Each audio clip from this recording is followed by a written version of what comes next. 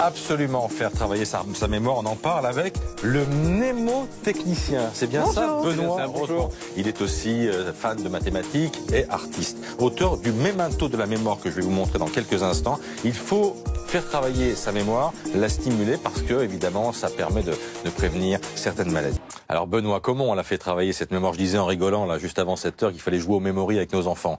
Ça peut être une bonne solution. Bien sûr, tous les exercices sont bons à prendre, il faut faire travailler son cerveau. Vous avez une grosse mémoire, vous?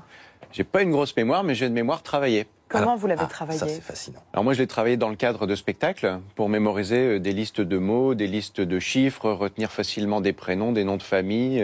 Et j'ai pu la mettre en application en apprenant également des langues étrangères. Mais tout ça de l'ordre de l'humain. C'est-à-dire que je n'apprends pas un dictionnaire en 1 heure. Donnez-nous un exemple. Comment faites-vous travailler au quotidien? Puisque vous êtes un athlète de la mémoire, c'est ce que vous nous disiez pendant la diffusion du reportage. Comment vous entraînez-vous comme un athlète? Alors moi j'ai une application qui me permet de faire des exercices purs et durs, purement techniques. Mais... Par exemple, c'est quoi ces exercices?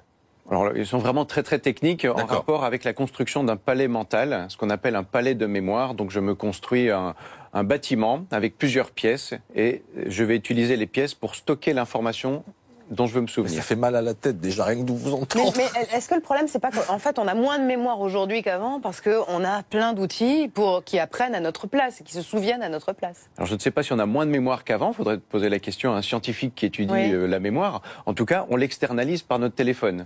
On ne connaît plus aucun numéro de téléphone. C'est vrai. Alors que nos parents et nos grands-parents les connaissaient tous parce qu'en plus, il fallait les composer sur les claviers. Mais peut-être aussi parce qu'on se dit qu'on n'encombre pas sa mémoire avec ce genre de détails, non?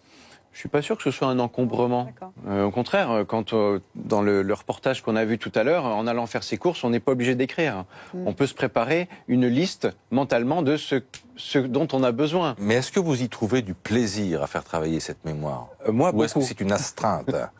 Non, moi j'y prends beaucoup de plaisir, d'autant plus que j'en mesure l'efficacité. Quand on me présente plusieurs personnes, j'arrive sur un lieu de spectacle, c'était le cas avant-hier, j'ai rencontré 12 personnes, je me suis présenté à chacune d'entre elles, chacun m'a donné son prénom, et en fait j'ai retenu les prénoms des 12 personnes. Là, vous les avez toujours en tête? Si je fais l'effort de m'en souvenir, oui. Après, je n'encombre pas pour le coup ma mémoire. Mais c'est un exercice qu'il faut faire, ça, tout le temps. Bien sûr. Mais mémoriser en temps réel. Voilà, ça s'appelle comment? Je ne sais pas.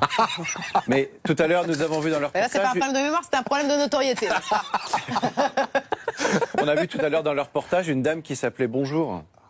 Oui, c'est vrai. Voilà. Mais ça, vous l'avez retenu parce que c'était étonnant.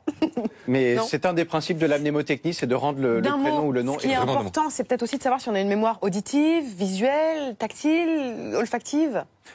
Dans la tête, a priori, c'est stocké en images. Memento de la mémoire, c'est passionnant pour retrouver un certain nombre d'exercices donc dans cet ouvrage. Merci Benoît Rosemont d'être venu nous voir ce matin sur Plateau de Première Édition. Merci. 7h15.